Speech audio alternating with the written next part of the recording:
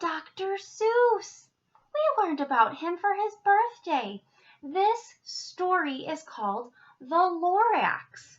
Okay, let's get started.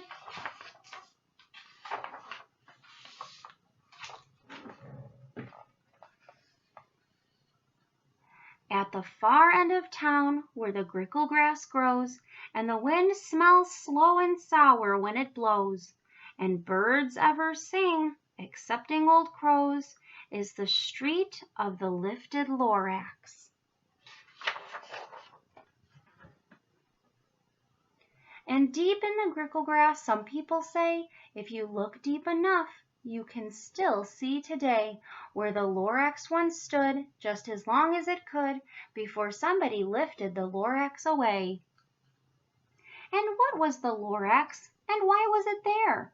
And why was it lifted and taken somewhere? From the far end of town where the grickle grass grows, the old Onceler still lives here. Ask him, he knows. You won't see the Onceler, don't knock at his door. He stays in his lurkin' on top of his store. He lurks in his lurkum, cold under the roof, where he makes his own clothes out of muffered moof.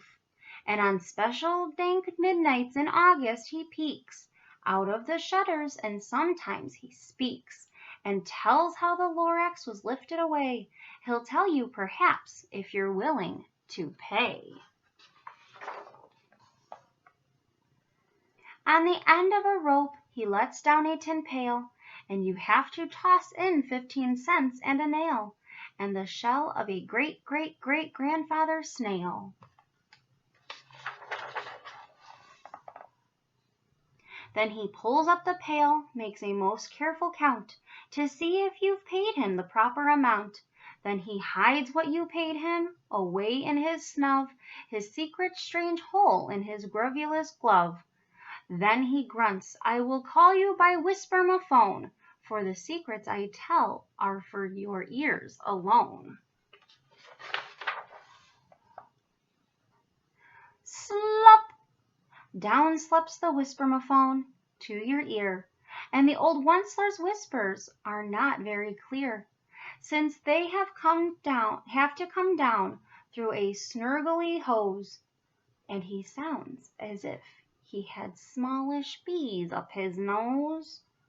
Now I'll tell you, he says, with his teeth sounding gray, how the Lorax got lifted and taken away. It all started way back, such a long, long time back. Way back in the days when the grass was still green, and the pond was still wet, and the clouds were still clean, and some of the swomy swomes rang out in space.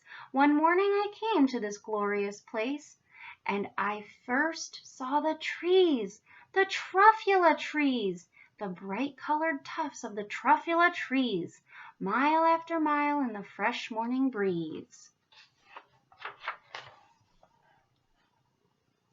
And under the trees, I saw brown barbaloots frisking about in their barbaloot suits as they played in the shade and ate truffula fruits.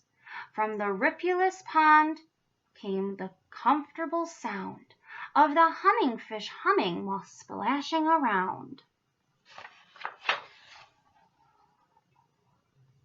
But those trees, those truffula trees! All my life I've been searching for trees such as these. The touch of their tufts was much softer than silk, and they had the sweet smell of fresh butterfly milk. I felt a great leaping of joy in my heart. I knew just what I'd do. I unloaded my cart. In no time at all, I had built a small shop. Then I chopped down a truffula tree with one chop. And with great skillful skill, and with great speedy speed, I took the soft tuft, and I knitted a thneed.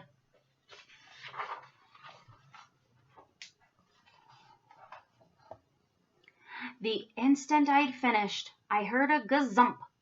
I looked. I saw something pop out of the stump of the tree I'd chopped down. It was sort of a man. Describe him? That's hard. I don't know if I can. He was shortish and oldish and brownish and mossy, and he spoke with a voice that was sharpish and bossy. Mister, he said with a sawdusty sneeze, I am the Lorax. I speak for the trees. I speak for the trees have no tongues, and I'm asking you, sir, at the top of my lungs. He was very upset as he shouted and puffed, What's that thing you've made out of a truffula tuft?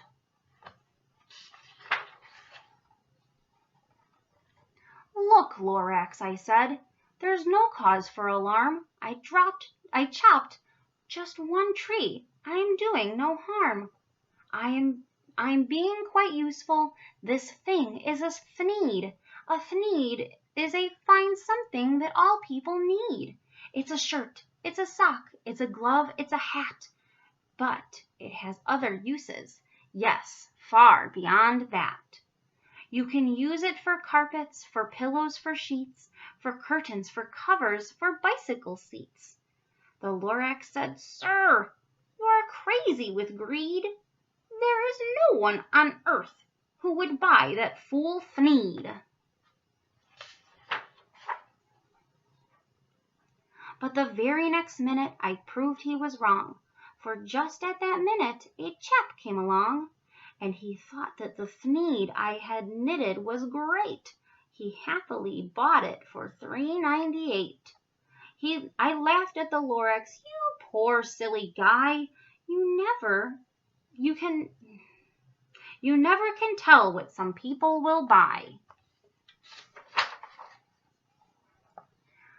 I repeat, cried the Lorax, I speak for the trees.